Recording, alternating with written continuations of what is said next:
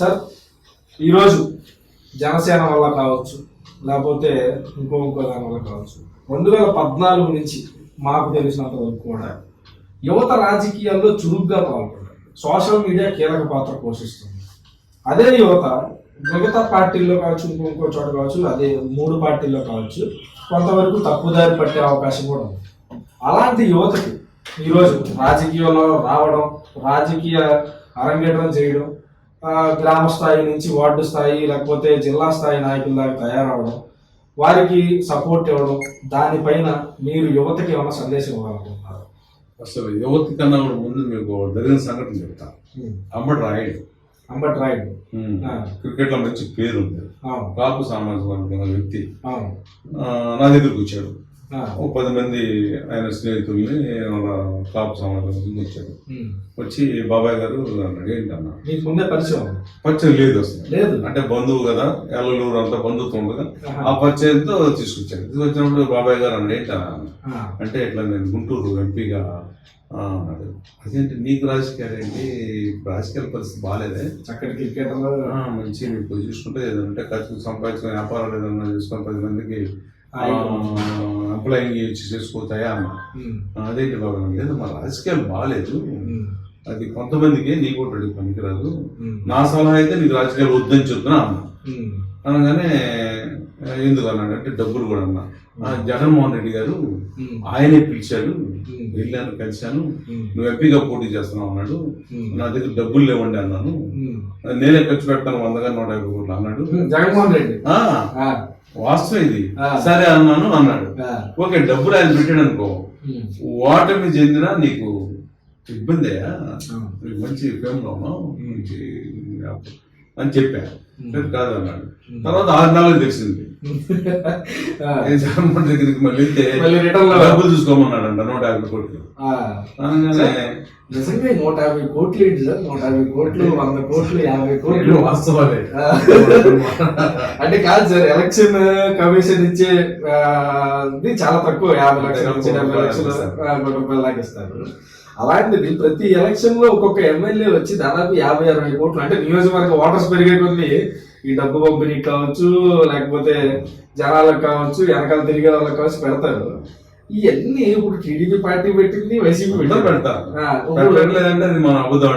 ఇప్పుడు వాటిని మళ్ళీ రిటర్న్ లో వాళ్ళు కలెక్ట్ చేసుకుంటే నేను రాజకీయాలు బాగాలేదు అందుకని ఇందాక రైట్ అదే అన్న.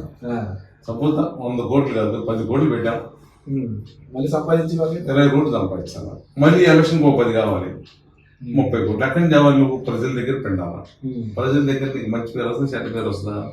అంతేగా, చెడ్డ పేరు వస్తుంది, చెడ్డ పేరు వస్తుంది అనే ఉద్దేశం రాజకీయాలు బాగాలేదు చెప్పాను. అంటే పూర్తిగా కూడా ఏ పార్టీ వచ్చినా ఖచ్చితంగా డబ్బు ప్రభావం అనేది 100% పొందాల్సిందే. అయ్యో, అవి మారే అవకాశం లేదా సార్? ఎప్పుడైతే మారదండి జనంలో. ఇప్పుడు నేను చంద్రశేఖర్ గారితో ఉన్నప్పుడు అంటుంటాను, ఏమంటే 5 సంవత్సరాలు ఒకసారి ఎలక్షన్ వస్తుంది, ఎవరన్నా టీడీపీ వాళ్ళని ఎవరన్నా 1000 ఇస్తారు, లేదా 2000 ఇస్తారు, అంతే కదా. కానీ 2000 ఇస్తారు.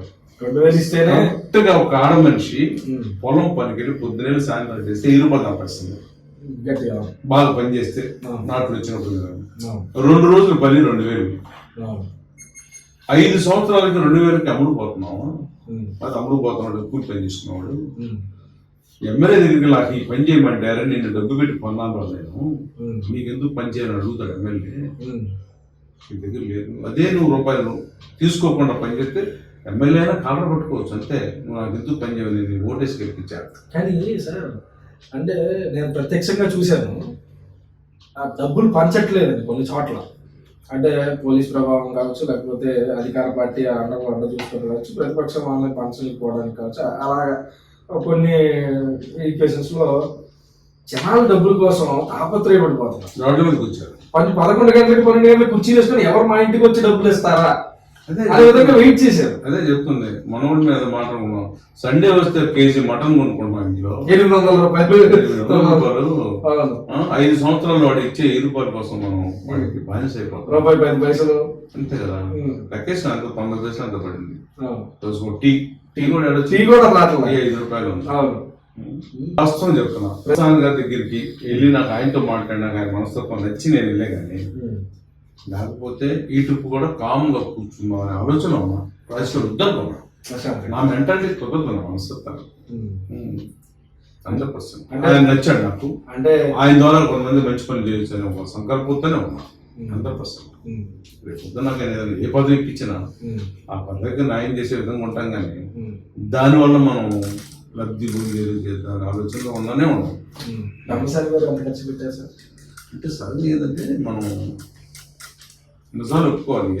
నిజాలు ఒప్పుకోవాలంటే జనానికి ఎలా ఉంటుంది, ఉండాలి అంతే కదా. అట్లానే అవతల వాళ్ళు రూపాయి పెట్టారు, నేను రూపాయి పోలా పెట్టాలని ఆలోచనతో ఉంటారు వీళ్ళు కూడా. రావాలంటే అంతే కదా, లేకపోతే కుదరదు కదా. పోటీలో పరిగెత్తాలంటే మనం దానికి తగ్గట్టుగా ఉండాలి, లేకపోతే కుదరదు. సమస్య మనం ప్రకారం చెప్పకూడదు కానీ మరి పోటీకి తగ్గట్టుగా వెళ్ళాలి. అయితే సార్ మీకు అత్యంత సన్నిహితులు మీ గురువు గారు అంటారు తులసి రామప్రభు గారు, ఆయన కూడా బీజేపీ తరఫు నుంచి కంటెస్ట్ చేయాలనుకున్నారు. అయితే సీటు దక్కన తరంలో ఈ మధ్య యాక్టివ్ పాలిటిక్స్ అయితే కనిపించలేదు. కారణం సీట్ రాకపోవడం వల్ల అంటారా? అదే అంటే సీట్ వచ్చినప్పుడు ఆయన పోటీ చేసేవాడు. మన అబ్బాయి తులసి యోగి చంద్ర అని బీజేపీలో ఉన్నాడు, ఆయన కూడా తను పోటీ చేసేవాడు. 78 ఏళ్ళు వచ్చింది. కోవిడ్ అప్పుడు కొద్దిగా ఇబ్బంది పడి ఉన్నాడు, ఆరోగ్యరీత్యా కూడా అంత సహకరించలేదు. ఎంత కూర్చొని వ్యాపారాలు చూసుకుంటా ఉన్నాడు. సీట్ కానీ ఇచ్చినట్టు మాత్రం వాళ్ళ పైకే పోటీ చేసేవాడు. మీరు ప్రభు గారి మాట దాటి వెళ్ళడం అయితే ఎప్పుడు అవ్వదు అన్నారు. అలాంటి తరుణంలో పెమ్మసాని గారి దగ్గరికి వెళ్ళి మీరు వర్క్ చేస్తాకి ప్రభు గారి ఖచ్చితంగా అయ్యో ఆయన దగ్గర కలిసే ముందే చెప్పాను, ఇట్లా పెమ్మసాని గారు కలుస్తున్నాను తప్పకుండా మంచిది చెప్పారు అన్నాడు. ఆయన కలిసిన వచ్చిన చెప్పాను మంచి వ్యక్తి అండి అంటే అలాంటి వాళ్ళతో ప్రయాణం చేస్తే మనం బాగుంటుంది. ఆయన పర్మిషన్ సమస్య లేదు. అయితే పూర్తిగా 2024లో మీరు కూడా రాజకీయంగా కావచ్చు మళ్ళీ పునఃప్రారంభించబోతున్నారు, ఒక పదవితో కావచ్చు లేకపోతే కూడా మేము ఆశించవచ్చు ఖచ్చితంగా. అయితే మిమ్మల్ని కూడా 2029 ఎలక్షన్స్ కి పార్టీ ఏదైనా కావచ్చు మిమ్మల్ని కూడా బరిలో చూడాలని ఎంతో కోరుకుంటున్నాం సార్. ఎందుకంటే ఇలాంటి స్వార్థ రాజకీయాల్లో పూర్తిగా కూడా మీలాంటి వ్యక్తిత్వం మనిషి ఉండడం చాలా అవసరం ఈ రోజుల్లో. ఖచ్చితంగా కూడా యువతకు కావచ్చు గ్రామాలకు కావచ్చు పూర్తిగా కూడా గ్రౌండ్ లెవెల్లో ఉన్న వ్యక్తి న్యాయం చేస్తారనేది అయితే మా నమ్మకం. మీలాంటి వ్యక్తులు రాజకీయాల్లో ఉండాలి ఎట్టి పరిస్థితుల్లో కూడా. ఖచ్చితంగా మనస్ఫూర్తిగా కోరుకుంటున్నాం sir. Thank you so much sir. మా ఎస్ఆర్ స్టూడియో యూట్యూబ్ ఛానల్ అభిమానులకి అందరికి కూడా మరి అభిమానులకి కృతజ్ఞతలు, అభినందనలు. Thank you.